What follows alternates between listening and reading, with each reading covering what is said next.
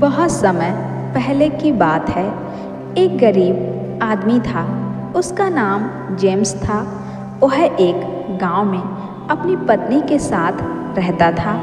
वह भिक्षा मांगकर अपना गुजारा करता था, लेकिन वह अपने जीवन से खुश नहीं था, क्योंकि वह दिन भर भिक्षा मांगता था। फिर भी वह और उसकी पत्नी को भरपेट भोजन नहीं मिल पाता था। उन दोनों को कम खाकर ही गुजारा करना पड़ता था। एक दिन जेम्स की पत्नी बोली, कब तक कम खाना खाकर हम गुजारा करेंगे? इसका कुछ करिए, अब नहीं रहा जाता है। हर रोज़ भूखा ही सोना पड़ता है, कभी भी भरपेट भोजन नहीं मिलता है। ये सुनकर जेम्स बोला, मैं क्या करूं? मैं तो दिन भर भिक्षा मांगता हूं और क्या कर सकता हूँ? तो जेम्स की पत्नी बोली, मैंने सुना है हिमालय पे एक महाज्ञानी साधु रहते हैं। वह सभी तरह की समस्या का समाधान बताते हैं। आप उनसे जाकर मिलिए और उनसे पता करिए इस समस्या का समाधान। तब जेम्स बोला, ठीक है, मैं कल ही उनसे मिलने के लिए निकलता हूँ। हिमालय जेम्स के घर से बहुत दूर था। वह अगले दिन सुबह ही हिमालय के लिए निकल गया। जेम्स चलता रहा। चलते चलते वह थक गया। तब वह एक विशाल पेड़ की छांव में बैठकर आराम करने लगा। जेम्स आराम कर रहा था, तभी वो विशाल पेड़ बोला, कहाँ जा रहे हो?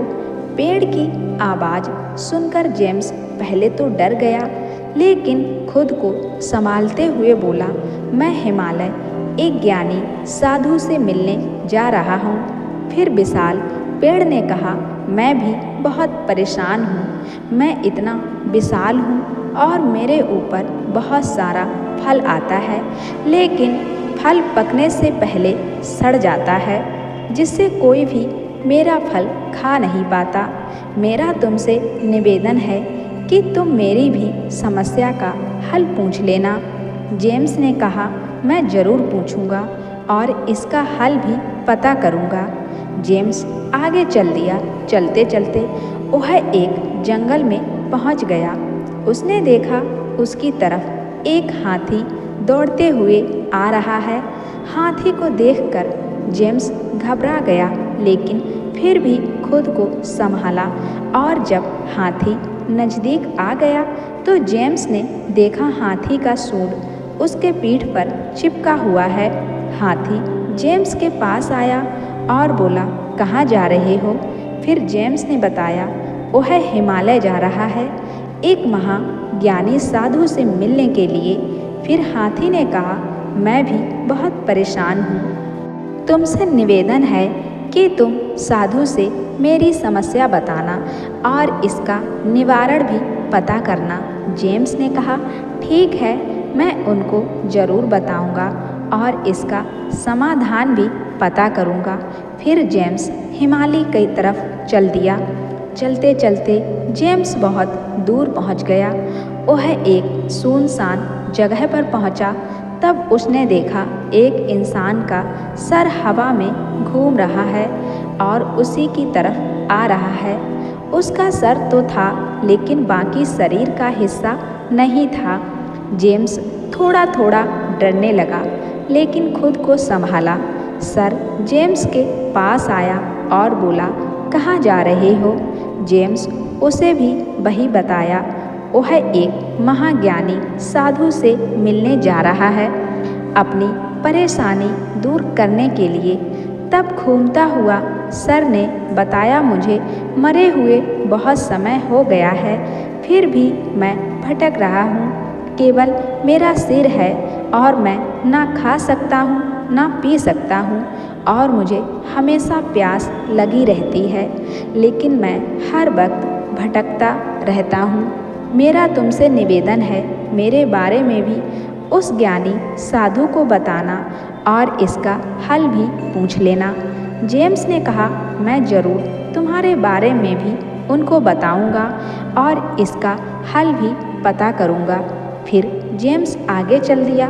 फिर चलते चलते वह दूसरे राज्य में पहुंच गया। वहां उसने देखा एक बहुत बड़ा और गहरा तालाब है, लेकिन उसमें पानी नहीं है, बिल्कुल खाली है। जेम्स उसी खाली तालाब के किनारे बैठकर आराम करने लगा। तभी वहाँ पर उस राज्य के राजा आ गए और उन्होंने जेम्स से हाल चाल पूछा और पूछा कहाँ जा रहे हो। तो जेम्स ने बताया, मैं हिमालय जा रहा हूँ एक ज्ञानी साधु से मिलने के लिए। राजा ने कहा, मेरी भी एक बहुत बड़ी परेशानी है। मेरे राज्य में पानी की कमी है। उसी कमी को दूर करने के लिए मैं एक बड़ा तालाब खुदवाया हूँ, लेकिन कितना भी गहरा खुदवा रहा हूँ, पानी नहीं मिल रहा है। तुम उन साधु से ज़रूर पूछना और मेरे तालाब में पानी क्यों नहीं है। फिर जेम्स ने कहा, ठीक है, मैं साधु से इसके बारे में बात करूँगा। कुछ देर बाद वहाँ से जेम्स हिमालय की तरफ चल दिया। कई दिनों के बाद जेम्स हिमालय पहुँच गया। वहाँ जाकर वह उस महाज्ञानी साधु से मिला और अपनी समस्या बताई और उसका समाधान पूछा। साधु ने जेम्स की समस्या का हल बता दिया। फिर जेम्स ने जो जो रास्ते में मिले थे सबकी समस्या बताई और सबका हल भी पूछा। साधु ने सबकी समस्या सुनी और हल भी बताया। जेम्स बहुत खुश हुआ और साधु से इजाज़त लेकर वापस घर की तरफ चल दिया।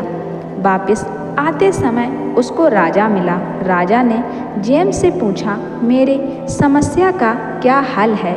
जेम्स ने कहा, आपकी राजकुमारी है जिसकी उम्र ज़्यादा होती जा रही है, लेकिन आप फिर भी उसकी शादी नहीं कर रहे हैं।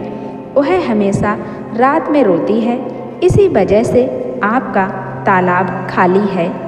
आप अपनी राजकुमारी की शादी कर दीजिए, फिर आपके तालाब में पानी आ जाएगा। राजा ने जेम्स को कुछ दिन अपने यहाँ ठहरने के लिए कहा और अपनी राजकुमारी की शादी दूसरे राज्य के राजकुमार से कर दी। शादी होते ही उस सूखे तालाब में पानी पानी हो गया। राजा बहुत खुश हुआ और उसने जेम्स को बहुत सारा इनाम दिया। जेम्स इनाम लेकर घर से अपने घर की तरफ चल दिया। फिर उसको रास्ते में घूमता हुआ सर मिला। उसने जेम्स से पूछा, साधु ने मेरे बारे में क्या बताया है। जेम्स ने बताया, आप जब जीवित थे तब आपने बहुत सूद लिया और सूदखोरों को कभी भी मुक्ति नहीं मिलती है। आपकी समस्या का कोई हल नहीं है। आप हमेशा ऐसे ही भटकते रहेंगे, आपको कभी भी मुक्ति नहीं मिलेगी। फिर जेम्स घर की तरफ चल दिया। चलते चलते रास्ते में हाथी मिला। हाथी दौड़ता हुआ जेम्स के पास पहुंचा और पूछा, मेरे बारे में साधु ने क्या बताया। जेम्स ने बताया कि तुम लोगों को बहुत परेशान करते थे। जो भी जंगल से गुजरता था तुम उनको डराते थे और परेशान करते थे। इसी वजह से तुम्हारी सूंड तुम्हारी पीठ से चिपक गई है। इसका समाधान यही है कि तुम किसी नेक इंसान को अपनी पीठ पर बैठाकर घुमाओ और आगे से किसी राहगीर को परेशान नहीं करोगे। हाथी ने कहा, तुम एक नेक आदमी हो, आओ मेरी पीठ पर बैठो, मैं तुमको तुम्हारे घर तक पहुंचा दूंगा। फिर जेम्स हाथी की पीठ पर बैठ गया। जैसे ही जेम्स हाथी पर बैठा वैसे ही हाथी की सूंड उसकी पीठ से छूट गई।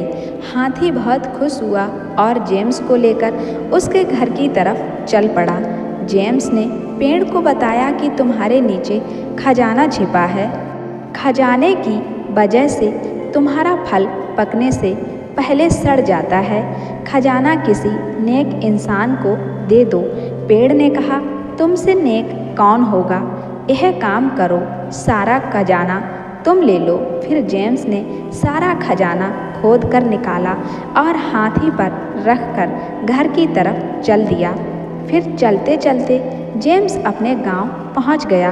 पूरे गांव वाले जेम्स को देखकर अचंभित हो गए कि एक गरीब आदमी हाथी पर बैठा है और उसके पास खूब सारा खजाना भी है। फिर जेम्स अपने घर पहुंच गया। उसकी पत्नी जेम्स को देखकर बहुत खुश हुई। पत्नी ने जेम्स से अपने घर की परेशानी का कारण और हल पूछा। जेम्स ने बताया, अपने घर की परेशानी का कारण सर सफाई है। तुम घर में सफाई नहीं रखती हो, इसलिए अपने घर में हमेशा भूखा रहना पड़ता था। जेम्स की पत्नी बोली, अब से मैं घर बिल्कुल साफ सुथरा रखूंगी। फिर जेम्स बहुत अमीर इंसान बन गया और अपना जीवन खुशी खुशी जीने लगा।